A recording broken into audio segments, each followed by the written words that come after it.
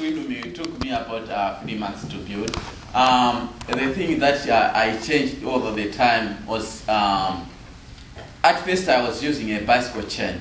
So often, most of the time it was just taking off, breaking. All the time I was up, climbing up the tower, stopping when the chain goes off, and it was speeding so fast, and then I would stop it, and I was using the tire to catch the You'd stop the spinning sprocket with yeah, your spinning hand. sprocket. So most of the time it was cutting up the tire and then cutting my my pants. I was having some cut all the time.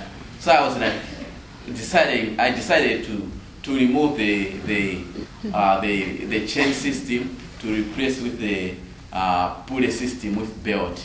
So it was working quite okay. The other thing which I change all the time, it's the first one. It was only facing one direction, where most of the time the wind comes from.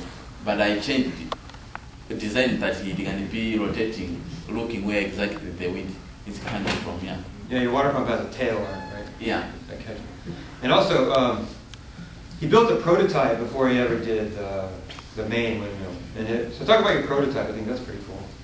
Yeah. The search for the shoe. The prototype I made out of, I just took a bicycle motor using the, I said the bicycle motor. No, I didn't say that. I said the radio motor. I took the radio motor and the big, you took a lid from a Vaseline jar.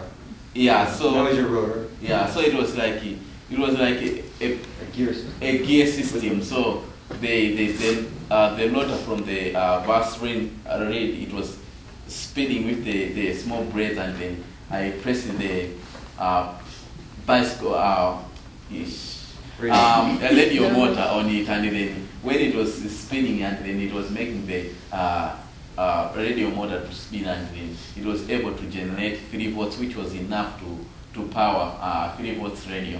So that kind of also encouraged me that if I can make it big one, I can be able to. But it didn't catch at first, and so him and his cousin, when they said, "Well, what can we do to get to make it catch?" And they said, "Well, you should put some rubber on it or something."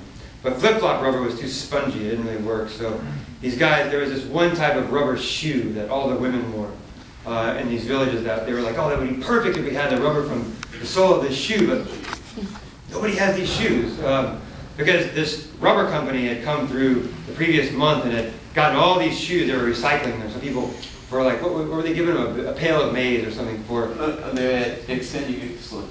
Salt, yeah. So they give them salt for their old shoes, and so nobody wanted to give them their shoes, so they couldn't find any spare ones. So they really looked through the garbage dumps for a few days, and finally found one shoe, and it really cut a piece of it like this big out of it. It worked. So Yeah.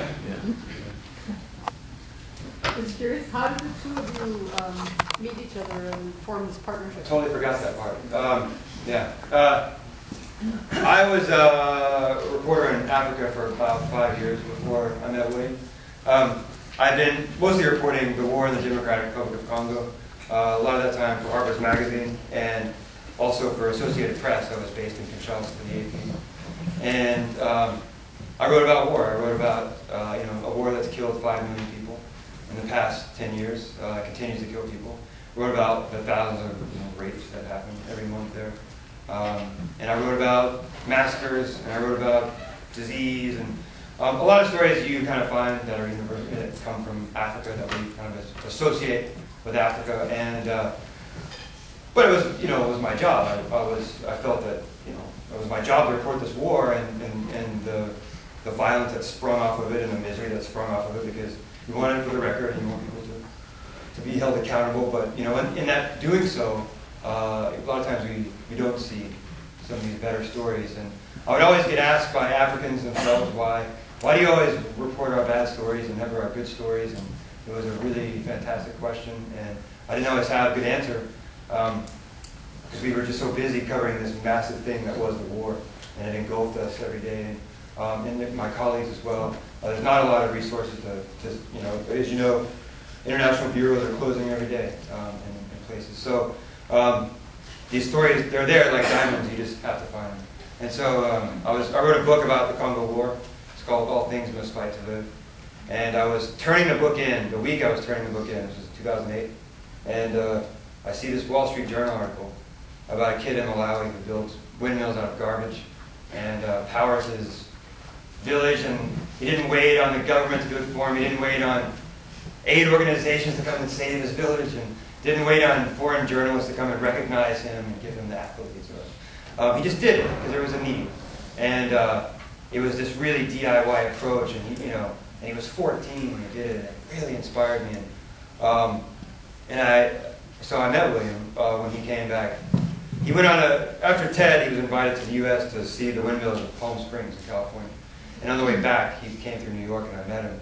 And I seized on that story with vigor, and was finally able to answer that question, I think, because I think if there's one guy in central Malawi like William, then there must be thousands of them like him. And I think, I've spent enough time in that part of the world that I've seen, approaches to aid fail time and time again, especially in places like Congo. And I think as we sort of move away from a kind of top-down model, we should really look for guys like this, because William's motto is African solutions to African problems, and he embodies it and he lives it.